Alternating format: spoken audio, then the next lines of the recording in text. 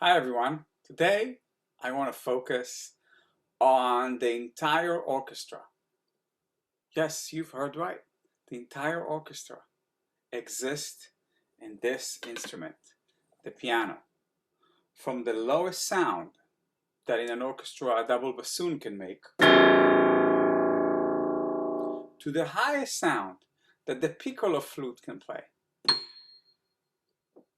The whole range of the orchestra exists on the piano. The other very cool thing about the piano is it basically is in the heart of it a percussion instrument. In a real piano, which this isn't, this is a keyboard, but in a real piano, there are more than 12,000 parts. 10,000 of them are actively moving, because when you hit a key, a hammer hits a string, and then he has to go back. So there's all these very intricate mechanisms that make the piano is such a unique instrument. But at the heart of it, it's hammers that are hitting a string, which is why it belongs to the percussion instrument.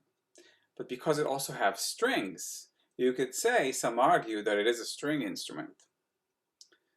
The most unique aspect about the piano is that each one of your fingers can make a sound independently. So you can create 10 or more, depending. You can sometimes play more than 2 notes with one finger, sounds at the same time. But that's unparalleled in every other orchestral instrument.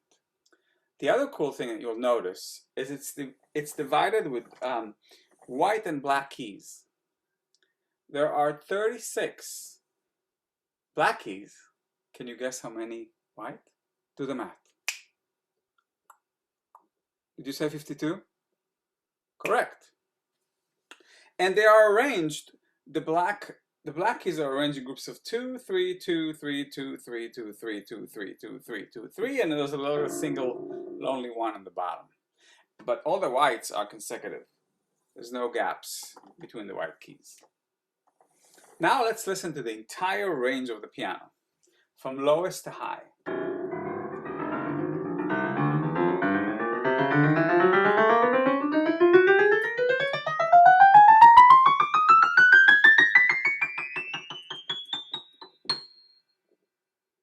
Yeah, you'll notice that that highest note is so high, it's almost impossible to say what actual note it is. It almost sounds like you hit some kind of a metal on metal, right? So how do you play the piano? Well, basically, you have two hands, and each of them have different responsibilities. The right hand usually will play the melody, because the piano can also play melodies.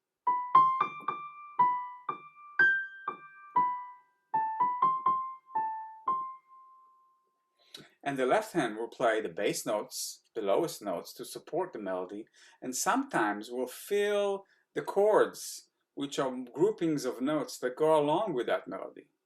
Like, for instance, that melody I just played. Basically has a grouping of notes that really complements it. Like that.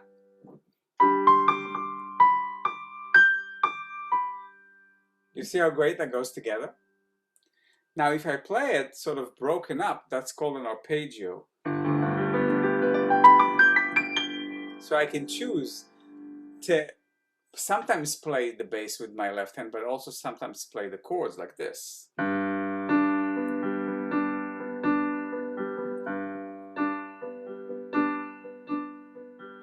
Or if we change styles, I can go like this.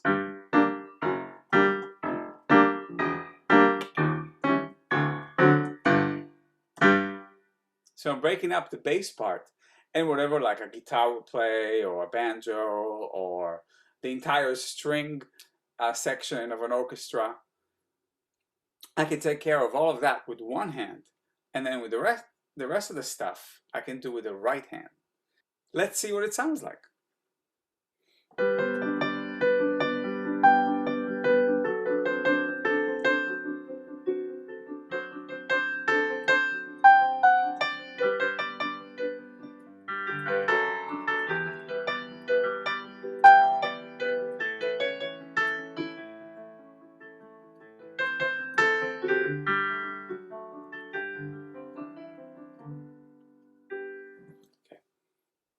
And then I'll also move around from the piano so you can see how using the upper register, this area with all the high notes, creates a certain feeling, but going down to where the low notes are creates a totally different feeling. And piano player, a lot of the times, and composers, use the range of the instrument to create a different feeling. Let's give it a go.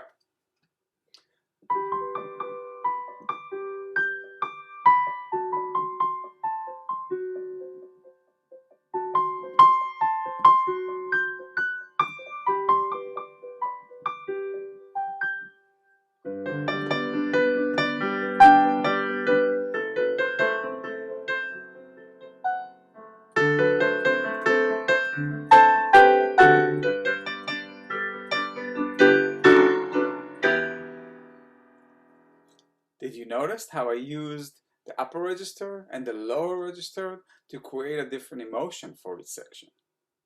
Also, the piano could be an extremely rhythmic instrument. Because it's a percussion instrument, you almost at times can play it like a drum. Here's an example.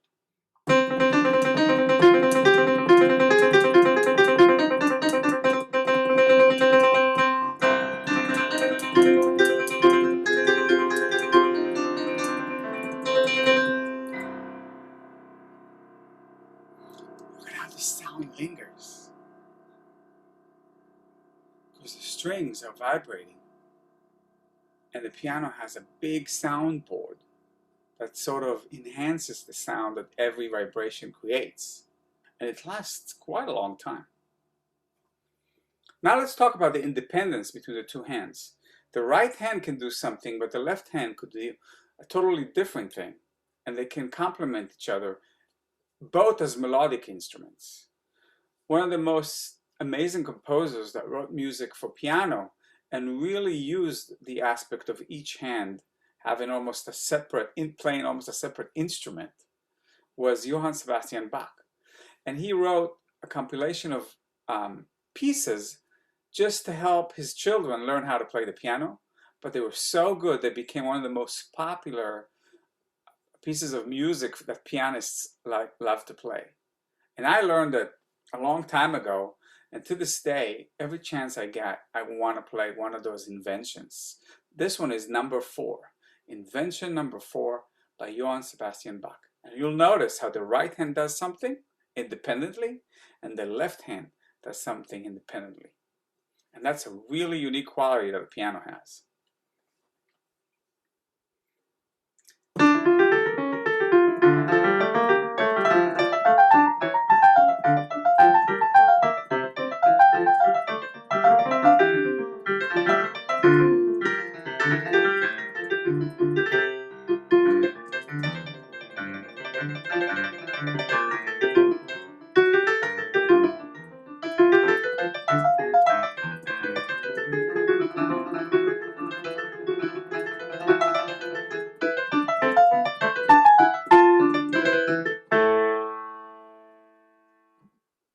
That gives you a little taste of how unique and versatile the piano is, and truly one of the most fun instruments to play, because you can be your own one-man band. You can play the melody, you can play the chords, you can play the bass, you can play rhythm, and it's really so exciting that you could do all of that in one instrument.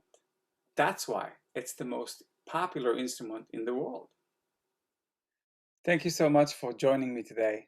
Hope you enjoyed our music exploration. See you next time.